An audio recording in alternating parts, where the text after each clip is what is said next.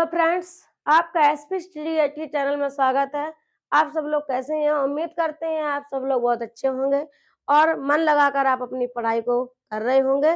तो आइए देखते हैं, मैं आज आपके लिए क्लास जो हमारी 8 है बच्चों, तो क्या है लेसन 2 यानी क्लास 8 इसलिए है क्योंकि मैंने जो लेसन 1 पढ़ाया है उसकी भी क्लासें जोड़ करके आज तक की जो हमारी क्लासें हैं डीएलएड फर्स्ट सेमेस्टर की 8 क्लास हो जाएंगी बच्चों। ओके, आपको अगर मेरी पूरी क्लासें पढ़नी हो, ऑल क्लासेस अगर पढ़नी हो तो प्लीज मेरे प्ले लिस्ट में जा करके आप मेरे सारे वीडियो देख सकते हो, ठीक है, और मन लगाकर पढ़ सकते हो। मैं डिटेल से 1 बाय 1 क्लासें ली हैं। ओके, तो अगर आपने मेरे एसपी स्टडी चैनल को सब्सक्राइब ना किया हो तो प्लीज मेरे चैनल को अभी से अभी बिल्कुल सब्सक्राइब कर दीजिए। ओके, तो आइए देखते हैं। जो इससे मेरी क्लास 7 थी, पिछली क्लास, उसमें मेरे संख्याओं के प्रकार चल रहे थे। ओके, तो वही देखते हैं संख्याओं के प्रकार, यानी कि मैंने उसमें बता दिए थे 4-5 प्रकार बताए थे। शायद मेरा 6वां प्रकार है बच्चों, क्या है? परमेय संख्या। परमेय संख्या। तो आइए परमेय संख्या के बारे में जानते हैं, ये हमारी क्या है। परमेय संख्या बच्चों वो होती है कि मतलब जिसे हम p बटे q के रूप में लिख सकें। परमेय संख्या क्या होती है कि जिन संख्याओं को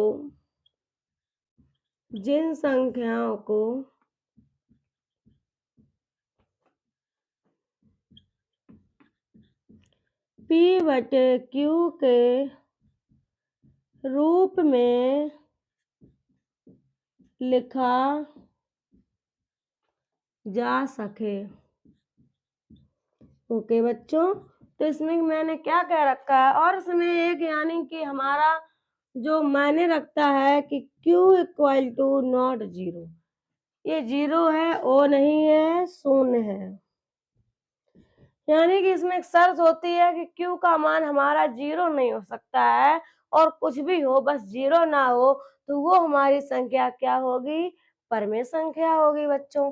जैसे कि मैंने कोई संख्या लिख दी बच्चों कि 3/4 परमेय संख्या है।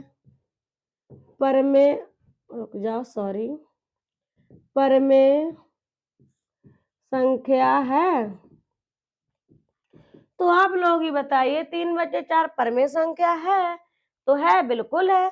क्यों है? क्योंकि ये हमारा p है और ये हमारा q है बच्चों। तो यानी कि जो हमारा q है, ये हमारी शर्त भी लागू हो रही है कि q हमारा 0 नहीं है, q हमारा 4 है बच्चों। इसीलिए ये हमारा जो 3/4 है, ये हमारे इस नियम को फॉलो करता है, p बटे q के रूप में लिखा है। 3/4 हमारी परमेय संख्या है। ओके, तो ऐसे कह सकते हैं 10/5, 6/2, 4/8, ये भी संख्याएं हमारी बच्चों परमेय संख्याएं हैं, क्योंकि p बटे q के रूप में लिखी हैं और इसमें q इक्वल टू नॉट 0, इसका जो हमारा q का मान है यानी जो हमारा हर है बच्चों 0 नहीं है, इसलिए ये हमारी परमेय संख्या है। जैसे कि अगर मैं पूछ दूं कि बच्चों 6/0 परमेय संख्या है, बताओ आप लोग। 6/0 क्या हमारी परमेय संख्या है? बिल्कुल नहीं है, क्योंकि q हमारा जो है बच्चों 0 है। इसमें पहले ही बोल दिया है कि q इक्वल टू नॉट 0, क्योंकि q की जगह 0 हो ही नहीं सकता है, तो परमेय संख्या भी नहीं हो सकती है ना। आइए आगे देखते हैं क्या है। ऐसे ही पढ़ेंगे, मस्ती मस्ती में पढ़ेंगे तो हम लोग सीख जाएंगे, ठीक है। आगे देखते हैं क्या है। आइए देखते हैं आगे। अभी मैंने पढ़ा परमेय संख्या बच्चों। ओके, अब क्या पढ़ेंगे? अपरमेय संख्या। तो आप लोगों ने ये नोट कर लिया होगा, तो आगे देखते हैं हम अपरमेय संख्या। ओके, अपरमेय संख्या। अपरमेय संख्या, इसकी डेफिनेशन क्या है बच्चों? जिन संख्याओं को हम या वे संख्याएं जिन्हें हम p बटे q के रूप में व्यक्त ना कर सकें, तो वो हमारी अपरिमेय संख्याएं होती हैं।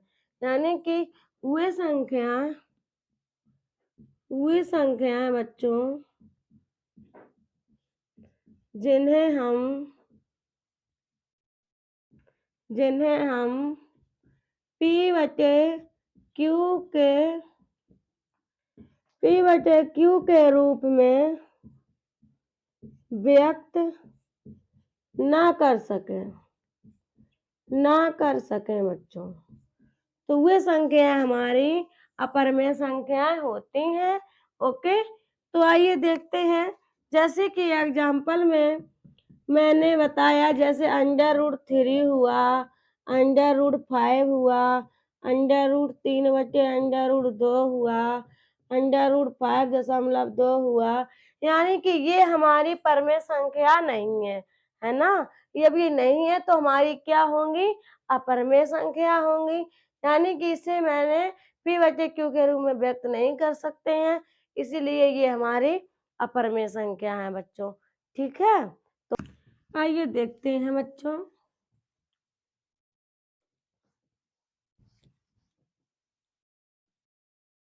तो देखते हैं हमारी इम्पोर्टेंट जो चीजें हैं, परिमेय और अपरिमेय के संबंधी महत्वपूर्ण तथ्य।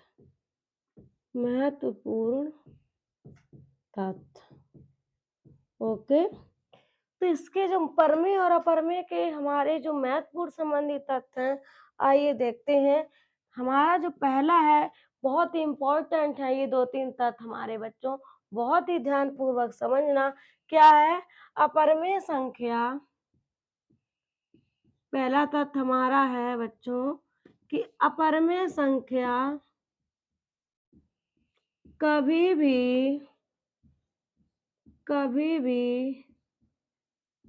पूर्ण वर्ग नहीं होती है। यानी कि जो हमारी अपरिमेय संख्या है बच्चों, कभी भी पूर्ण वर्ग नहीं होती हैं। ओके, अगर पूर्ण वर्ग होंगी तो हमारी अपरिमेय संख्या होगी ही नहीं। दूसरा देखते हैं क्या है। दूसरा हमारा है बच्चों कि दो परिमेय संख्या का योग। क्या है? दो परिमेय संख्याओं का योग, दो परिमेय संख्याओं का योग इक्वल टू परिमेय संख्या।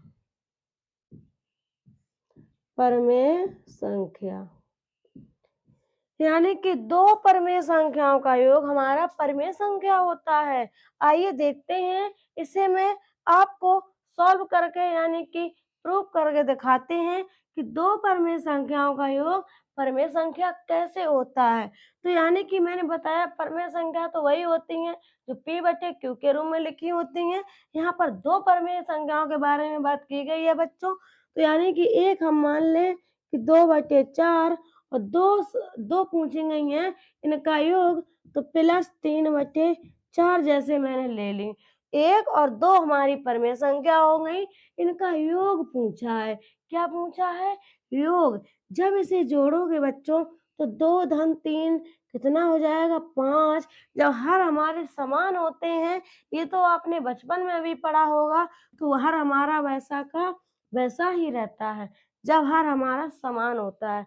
जब समान नहीं होता है तब हम लोग लासा लेते हैं बच्चों, तो यहाँ पर लासा तो नहीं लेंगे। तो यानी कि हमारी एक ही यानी बटे के रूप में लिखी हुई संख्या एक लिखी है, तो ये हमारी एक ही परिमेय संख्या मानी जाएगी ना। यही मेरा प्रूव हुआ कि दो परिमेय संख्याओं का योग बराबर परिमेय संख्या। एक आ गई ना, प्रूव हो गया बच्चों कि ये हमारा जो दूसरा पॉइंट है क्या कह रहा था। आगे देखते हैं तीसरा पॉइंट क्या है बच्चों। तीसरा पॉइंट क्या है, तो आप लोग एक एक पॉइंट समझ के पढ़िएगा और याद भी रखिएगा। यही पॉइंट, यही चीज़ें बच्चों हमारी एग्ज़ाम में काम आती हैं। जो लोग ये चीज़ें ध्यान से नहीं पढ़ते हैं बच्चों, वही लोग धोखा खाते हैं, ठीक है? आइए अगला पॉइंट हम लोग देखते हैं कि तीसरा पॉइंट हमारा क्या है कि 2 परवें संख्याओं का गुणा। अभी मैंने योग की बात की थी, अब क्या है कि 2 परवें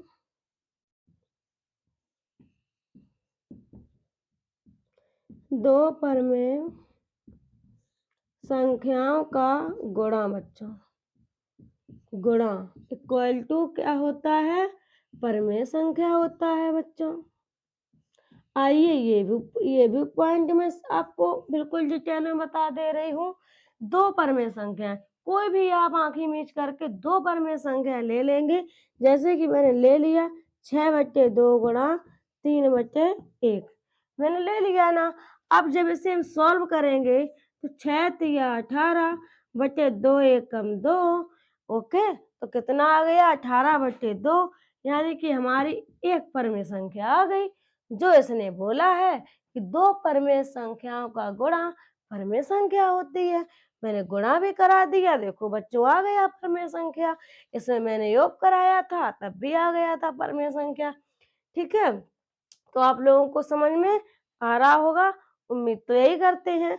तो मैं छोटी-छोटी क्लास में इसलिए पढ़ाती हूँ कि आप लोगों का मन लगता रहे। अगर मैं भारी भरकम 1 घंटे की क्लास लूँगी, तो आप लोग भी थक जाओगे, इसलिए अच्छे से पढ़िएगा, ठीक है? तो उम्मीद करते हैं आप लोगों को मेरी ये क्लास बहुत ही अच्छे से समझ में आई होगी। तो प्लीज़ अभी तक अगर मेरे चैनल को सब्सक्राइब ना किया हो, तो प्लीज़ सब्सक्राइब कर दीजिएगा, ओके? अगली क्लास भी मैं इसी टॉपिक से यानी कि लेसन 2 में लाएँगे। अभी हमारे प्रकार खत्म नहीं हुए हैं बच्चों। भाज्य संख्या यानी बहुत अब ऐसी संख्याएँ हैं जिसका मैं डिस्कशन आपके इससे अगली क्लास यानी कि क्लास 9 में करेंगे, ठीक है? इसी तरह से आप लोग पढ़ते रहिए। अगली क्लास में भी आप लोगों से मैं जानदार, शानदार, दमदार के साथ मिलूँगी। ओके? जय हिंद, जय भारत।